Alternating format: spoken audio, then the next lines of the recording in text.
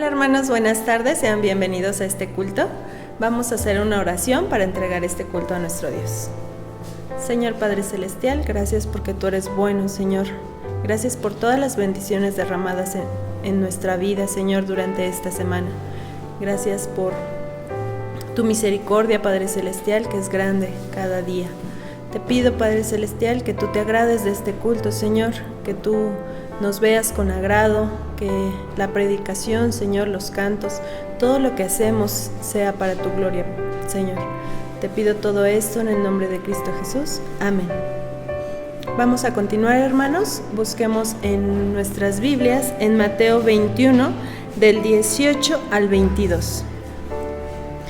Por la mañana, volviendo a la ciudad, tuvo hambre, y viendo una higuera cerca del camino, vino a ella, y no halló nada en ella, sino hojas solamente, y le dijo: nunca jamás nazca de ti fruto. Y luego se secó la higuera.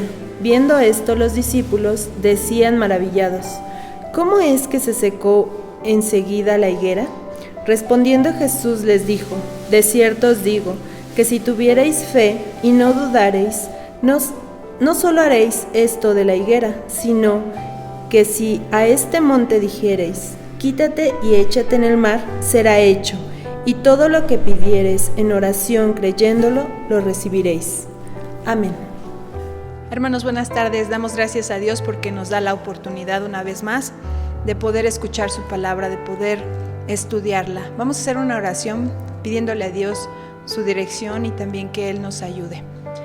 Padre Santo, gracias te damos porque has sido muy bueno con nosotros, Señor. Reconocemos que te hemos fallado y por eso venimos a pedirte perdón. Queremos poner en tus manos nuestra mente, nuestro corazón, nuestra vida, Padre, para poder agradarte, ya que ese es nuestro propósito. Y también, Señor, que podamos ser comprometidos al orar contigo, que podamos buscarte de todo nuestro corazón en tu palabra, Señor. Gracias por hablarnos por medio de tu palabra, Padre, y queremos que tu Santo Espíritu nos dirija, por favor, en el nombre de Cristo Jesús. Amén. Ya nos leyeron, la hermana nos ha leído en Mateo 21, del versículo 18 hasta el 22, acerca de esta higuera, de la maldición de la higuera estéril. Tal vez muchos ya lo conocemos, este pasaje, y también podemos verlo en Marcos. En Marcos también está esta misma historia en el capítulo 11, de los versos 20 en adelante. Voy a hacer la lectura. Y pasando por la mañana, vieron que la higuera se había secado desde las raíces. Entonces Pedro, acordándose, le dijo: Maestro, mira, la higuera que maldijiste se ha secado. Respondiendo Jesús, les dijo: tened fe en Dios. Porque de cierto os digo que cualquiera que dijere a este monte: quítate y échate en el mar, y no dudara en su corazón, sino creyere que será hecho lo que diga le será hecho. Por tanto os digo que todo lo que pidiereis orando, creed que lo recibiréis y os vendrá. Y cuando estéis orando, perdonad si tenéis algo contra alguno, para que también vuestro Padre que está en los cielos os perdone a vosotros vuestras ofensas. Porque si vosotros no perdonáis, tampoco vuestro Padre que está en los cielos os perdonará vuestras ofensas. Y bueno, empieza desde el verso 12 porque es como en dos partes esta historia. Está en un día y a la mañana siguiente ven cómo se seca la higuera. En el verso 12 es donde empieza, que dice: al día siguiente, cuando salieron de Betania, tuvo hambre, y viendo de lejos una higuera que tenía hojas, fue a ver si tal vez hallaba en ellas algo, pero cuando llegó a ella, nada halló sino hojas, pues no era tiempo de higos. Entonces Jesús dijo a la higuera: nunca jamás coma nadie fruto de ti, y lo oyeron sus discípulos. Este pasaje, aunque ya es conocido, muchas veces no es entendible porque vemos aquí un milagro. Este es un milagro, pero es un milagro de destrucción. No es un milagro como Jesús siempre estamos acostumbrados, que Él sanaba, que Él revivía a las personas, sino que este milagro sirve para que Él maldiga esta higuera. Pero no venimos a aprender a cómo maldecir. Eso no es el propósito del pasaje. ¿Saben? En todas las redes sociales, ahora en nuestro tiempo, todas las personas que se toman fotos o que suben ciertas cosas de su vida, no siempre es como la están viviendo verdaderamente. La gente puede subir cuando está contenta, cuando se arregló mejor, cuando posa para las fotos, pero realmente esa no es la persona, esa es una apariencia, podríamos decirlo. Hay un cuento que se llama El cuento de las galletas de la estación. Estaba una señora ya grande y llevaba unas galletitas que había comprado en la estación del tren, y un muchacho que estaba sentado en una banca estaba esperando el tren. Entonces llegó la señora y se sentó al lado de este muchacho, pero este muchacho pues tenía los pelos, su cabello parado, y tenía tatuajes, y este chico estaba escuchando música. Entonces la señora lo vio y pues no muy quería sentarse, pero era un espacio, entonces llega y se sienta y ella quiere comer sus galletas. Entonces ve que el muchacho ya está comiendo una galleta, entonces molesta porque la ve al lado de la banca, pues toma una galleta y la empieza a comer, pero viendo al muchacho con ojos así de ¿por qué te comes las galletas? Y el muchacho voltea y le sonríe a la señora. La señora pues sigue comiendo la galleta, pero el chico también está agarrando de las galletas. Entonces la señora se apresura a comer más galletas, pero el chico también come las galletas, y él siempre se volteaba a verla con una sonrisa, pero la señora molesta lo volteaba a ver y decía ¿por qué te comes mis galletas? Al terminar, ya que llegó el tren, el chico no se sube, pero ella sí se sube al tren. Entonces cuando se sube y le piden el boleto, abre su bolsa y allí estaba su paquete de galletas. La señora se había comido el paquete del chico. Sin embargo, la señora, ¿quién dudaría de ella, no? Pero ella sí dudó del chico. ¿Por qué? Por su apariencia. Vemos aquí cómo podemos ser engañados por la apariencia. Y esto es algo con lo que empieza este pasaje. Dice que Jesús vio a lo lejos cuando venía de Betania. Betania era un lugar donde él visitaba seguido porque ahí vivía su amigo Lázaro y sus hermanas. Entonces Jesús venía y estaba cansado, y entonces dice que tuvo hambre. Esta sensación de hambre pues la tenemos los humanos. Aquí nos muestra cómo Dios era hombre, pero también nos quiere decir otra cosa. Va más allá del solo referirse a Jesús como hombre, sino que aquí Jesús va a hacer un juicio. Por eso va a utilizar de forma gráfica la higuera. Y cuando él ve a lo lejos la higuera y ve, dice aquí en el pasaje, que se ven hojas en la higuera. Entonces, cuando vemos un árbol que está frondoso y muy bonito, pues pensamos que ese árbol va a tener frutos. Sin embargo, no fue así. Dice que él vio a lo lejos y estaba la higuera con hojas, pero solamente había hojas. Por eso estamos hablando de las apariencias. Dios nos conoce más allá, y Él es el que puede ver en lo profundo de nuestro ser. Y aquí esta higuera solo tenía hojas. La higuera es un símbolo que se utiliza mucho en la Biblia. De hecho, desde Génesis es el único árbol del Edén que es mencionado, porque dice que con hojas de higuera se cubrieron Adán y Eva. Entonces, este árbol sí estaba ahí. Pero este árbol significa varias situaciones. Puede significar seguridad, puede significar que está bajo la sombra de algo, sintiéndose paz o tranquilidad, seguro. Eso es lo que significa la higuera. También es un símbolo de prosperidad y de bienestar. ¿Recuerdan cuando Jesús vio a alguien que le dijo, te vi porque estabas debajo de una higuera? Era también algo muy frecuente que hacían los judíos. Ellos descansaban en estos árboles porque daban una sombra muy bonita. Pero también el pasaje menciona que no había frutos porque no era tiempo. Entonces vemos aquí como si fuera una contradicción y decimos, bueno, Jesús sabía que no era tiempo de higos, pero él estaba queriendo esos higos. Sin embargo, no es así. La situación es que la higuera da 2 veces fruto.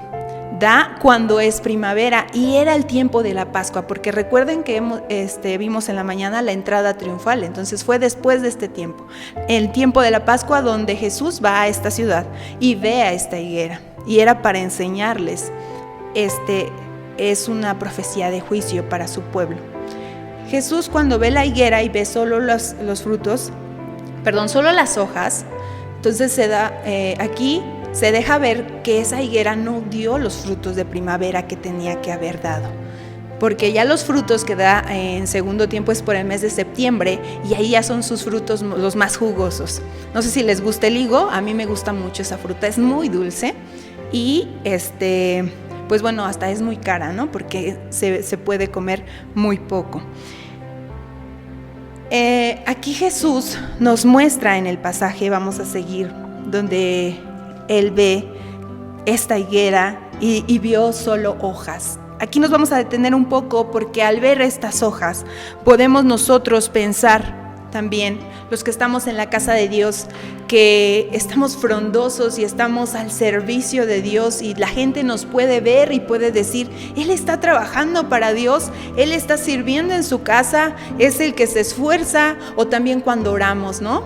Cuando oramos también podemos utilizar palabras muy bonitas, palabras que se escuchen bien. Sin embargo, Dios conoce el corazón. Aquí debemos de saber que como esta higuera no podemos estar aparentando, porque Dios realmente nos conoce. Él dice que por eso hizo esto Jesús. Entonces vemos cómo aquí podemos aparentar ciertas cosas, podemos aparentar ser serviciales, podemos aparentar incluso amor hacia otros, pero no por mucho tiempo, créanme. Jesús nos conoce, Dios es sabio y está mostrando aquí cómo su pueblo tuvo esa oportunidad de dar frutos. Ahorita vamos a ver lo de los frutos. La higuera no había solo hojas que las hojas se secan, no dan, pues no sacian a la persona. Entonces, aquí hay otra palabra importante, porque cuando pasa esto, entonces Jesús dijo a la higuera, y aquí la palabra importante es dijo, porque cuando Dios dice algo, ¿qué pasa? Bueno, pues puede que se cumpla o puede que no.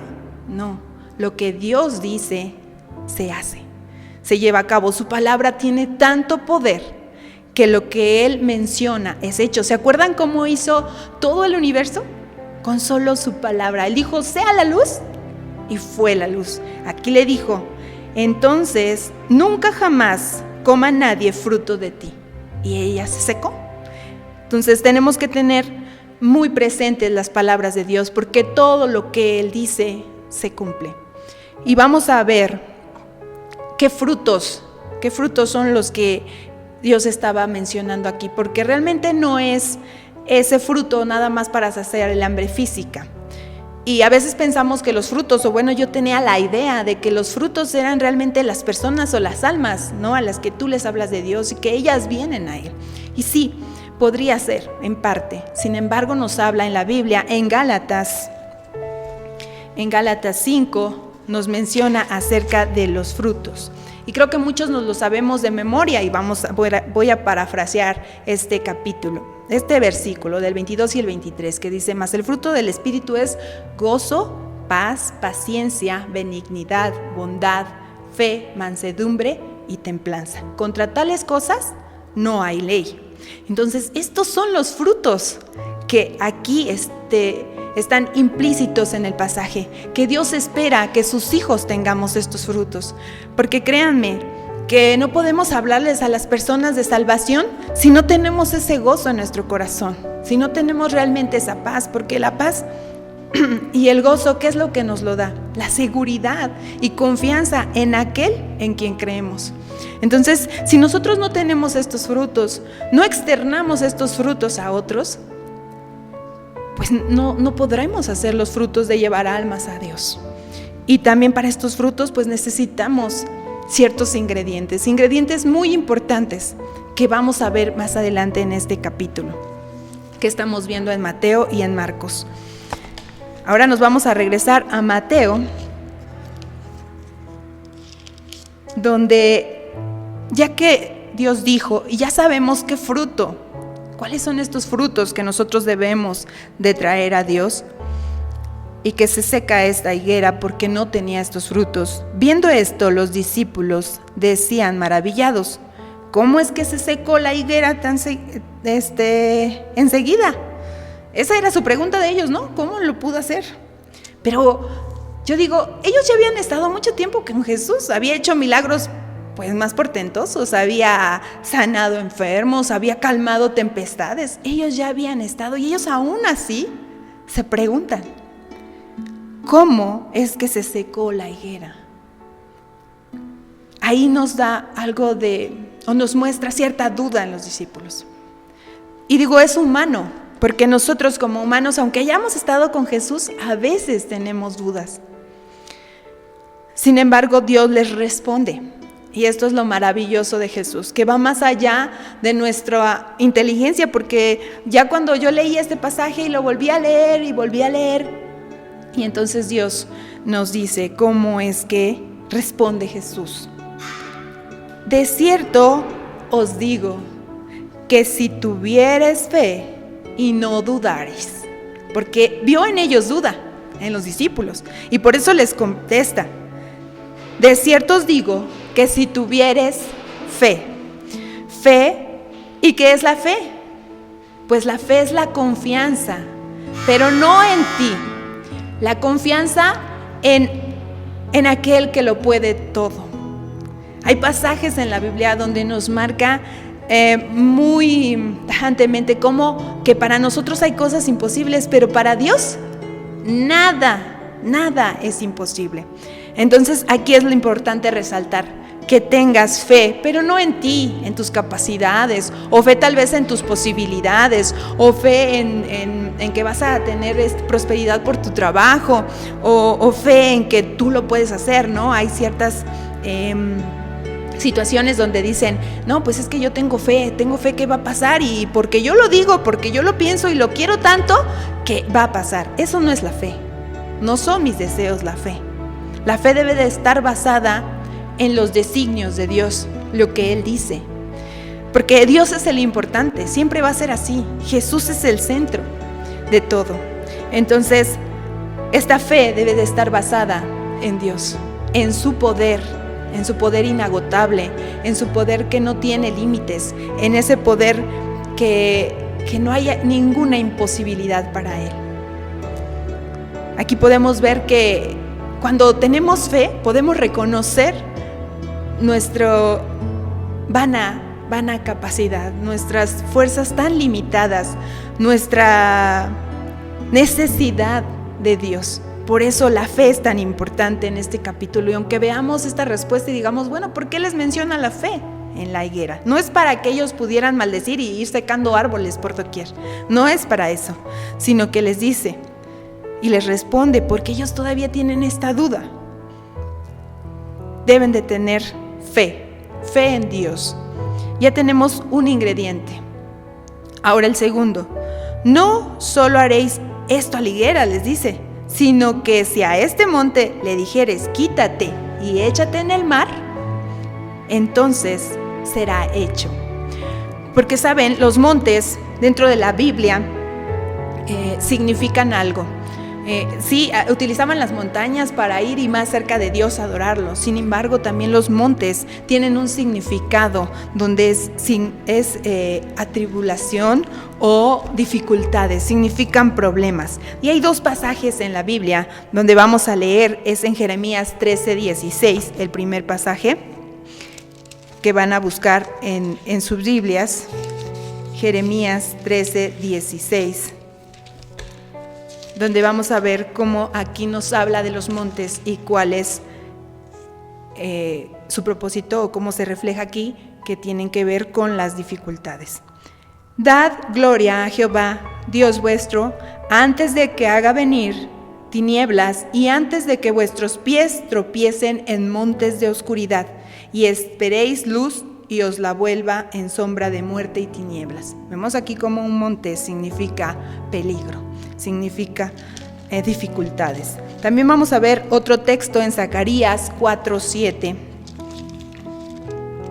Zacarías es el último libro del Antiguo Testamento y a veces es un libro que no leemos, sin embargo tiene muchas profecías, y aquí habla acerca de un rey, el rey Zorobabel, y este rey es descendiente de David. 4:7. ¿Quién eres tú, oh gran monte? Delante de Zorobabel serás reducido a llanura, Él sacará la primera piedra con aclamaciones de gracia, gracia en ella.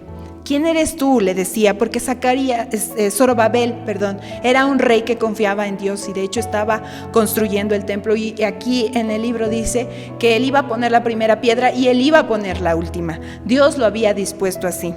Este rey condujo al pueblo de Israel después del cautiverio de Babilonia, lo condujo hacia las tierras donde Dios les había dado. Por eso una montaña, un monte, es una dificultad. Yo siempre, cuando empecé a leer este capítulo, estos pasajes, yo siempre creía que sí podías mover la montaña, ¿no? Y se me hacía algo pues muy extraordinario.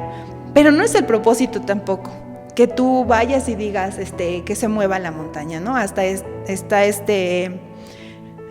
pues anécdota donde una niña dice que fue al templo y escuchó esta historia y dijo, pues yo voy a orar. Y al otro día ella oró porque se moviera la montaña que estaba cerca ahí de su casa donde ella vivía, y al otro día va y ya que había orado, pues va y la ve, ahí estaba la montaña, ¿no?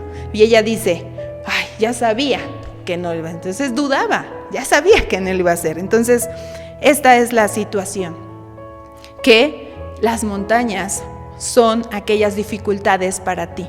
Por eso Dios dice que si oramos con fe, que si pidiéramos con fe, esto se va a quitar. Va a ser llanura, dice aquí, ¿no? Porque Zorobabel tenía estas dificultades. Entonces, así nosotros tenemos dificultades en nuestra vida. ¿Uno tiene usted? Podría ser, ¿qué sería la dificultad con la que usted está atravesando, de la que usted está sufriendo tal vez, de la que usted está luchando contra esta dificultad? Puede ser dificultad en su trabajo, puede ser dificultad de no tener o no buscar a Dios en su tiempo, puede ser la dificultad de algún vicio, puede ser la dificultad de algo. Por eso debemos analizarnos. Hay un texto en la Biblia que es mi favorito, el Salmo 139. En los últimos versículos dice: examíname, oh Dios, y conoce mi corazón. Pruébame y conoce mis pensamientos y ve si hay en mí camino de perversidad y guíame en el camino eterno. A veces ni nosotros mismos conocemos estos montes que nos alejan de Dios, que no nos permiten ver más allá. Entonces, esta es la segunda situación que debemos ver, que si nosotros tenemos fe, podemos quitar esto. Pero no fe para nuestros deseos, como les mencionaba, es fe en Dios y en sus designios, lo que Él quiere que va a pasar. Ya que vemos lo de la fe, porque de cierto os digo que cualquiera que dijera a este monte, quítate y échate en el mar, no dudar en su corazón, sino creyere, será hecho lo que dice. Por tanto os digo que todo lo que pidiereis orando, creed que lo recibiréis y os vendrá. Ese es el segundo ingrediente, la oración. Porque muchas veces oramos y yo he visto, ¿no? Y nuestras oraciones por lo regular son de peticiones, sí, de gratitudes también. Sin embargo, debemos orar como Dios decía. Oran, pero oran mal, porque no pedimos lo que Él,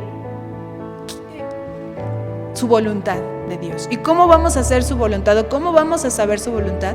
Debemos de leer su palabra. Por eso es tan importante saber que cuando oramos debemos de estudiar la palabra de Dios. La oración, aquí se refiere a la oración, una oración comprometida, no una oración donde solamente yo me encargo de pedirle y hacerle una lista a Dios y de darle, bueno, ay Dios, ahí está mi oración.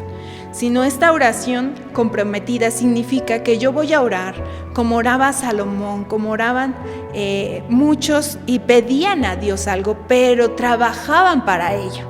No quiere decir que le vas a ayudar a Dios, no estoy diciendo esto. Sin embargo, si nosotros pedimos, podemos pedir a Dios, Dios dame, que mi hermano crea en ti. ¿Cómo vamos a pedirle a Dios? ¿Solo le vamos a pedir y pedir? Tenemos que hablarle a nuestro hermano de Dios.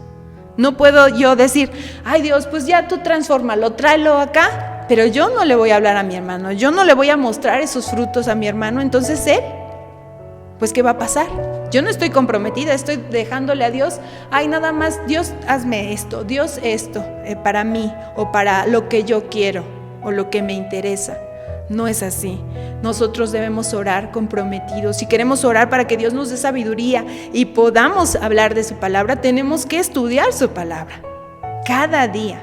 Esa es una oración comprometida. Por eso les invito a que de ahora en adelante tus oraciones sean fundamentadas en esto, en tu compromiso. Si tú vas a orar por tu salud, pues vas a cuidar tu salud. Vas a invertir tiempo, vas a invertir dinero, tus capacidades, tus habilidades, todo lo que Dios te ha dado para estar comprometidos con lo que vas a pedir. Porque los hijos de Dios en su palabra, ellos pedían, pero ellos hacían. Como Jesús es el ejemplo más visible y más tangible de esto. Jesús decía, si es posible, Dios, que pase de mí esta copa, pero no se haga como yo quiero. No dijo, no, mejor me voy. Si es posible, mejor yo escapo. No, dijo, si es posible, pero no se haga lo que yo quiero, sino tu voluntad, siendo Él el Hijo de Dios. Por eso nuestras oraciones deben de ser de esta forma, con fe y con compromiso. Y por último, este ingrediente que también lo menciona en la oración perfecta, que es el perdón. Por último, y cuando estéis orando, perdonad si tenéis algo contra alguno, para que también vuestro Padre que está en los cielos os perdone a vosotros. Estaba escuchando a un predicador y él decía, no porque nosotros seamos los primeros, bueno, yo voy a perdonar y así Dios sí me va a perdonar. No. ¿Se acuerdan de este texto que dice, nosotros le amamos a Dios porque Él nos amó primero? Él ya nos perdonó. Él nos perdona. Si tú has creído en Jesucristo, tú ya has sido perdonado. Sin embargo, difícilmente una persona que ha sido perdonada, si no perdona, no creo que haya sido perdonada. Esta es la forma. Dios nos perdona, pero si nosotros ya hemos sido perdonados, entonces podemos perdonar. Pero si no hemos sentido ese perdón, entonces es por eso que nos cuesta trabajo.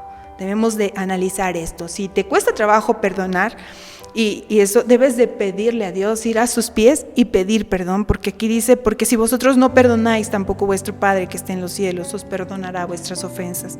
Y es tan difícil muchas veces este perdón.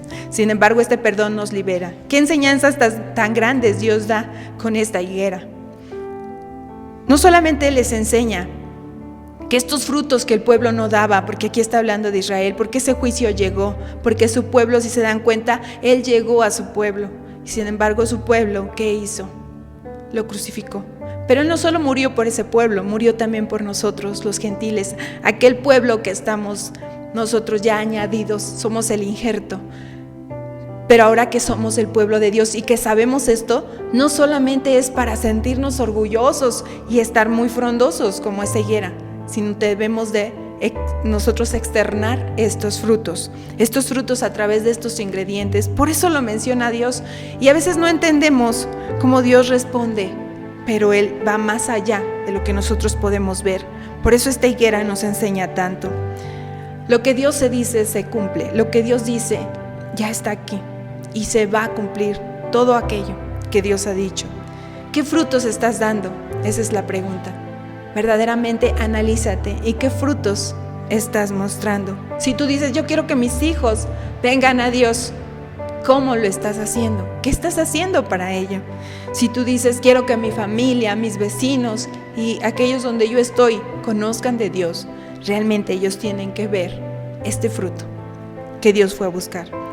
Y ahora es tiempo de orar. Es tiempo de orar porque es necesario. Vemos todo lo que está ocurriendo en nuestro mundo. Y no solo hay que orar para que esto pare. ¿Qué vamos a hacer? ¿Qué estamos haciendo para entregar estos frutos que Dios nos dice? Porque Dios ya nos ha perdonado y queremos perdonar a otros. Pero no es que nosotros los perdonemos, Dios es el que perdona.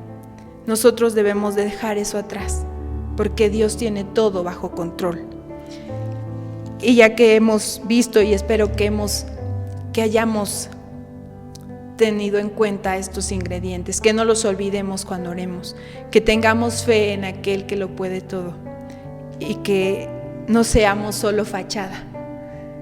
¿Sí? Este mensaje traté de titularlo expectativa contra realidad. A veces queremos vernos muy bien y queremos que todo mundo nos reconozca.